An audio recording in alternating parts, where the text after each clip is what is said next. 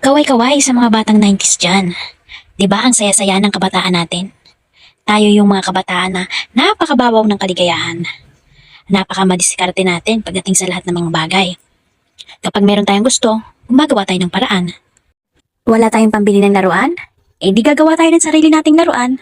Kapag meron ka dyang lata, meron ka ng magagawang laruan, meron kang tibig at saka tingting, meron ka ng kutsi-kutsihan, meron kang tingga at ballpen na hindi ginagamit, makakagawa ka na ng trumpo. Yung mga accessories, kayang-kaya natin gumawa niyan gamit lang yung mga pinagdugtong-dugtong ng bulaklak. Yung dahon ng nyog, kayang-kaya natin yung gawing salamin, relo, sing-sing, at kung ano-ano pa.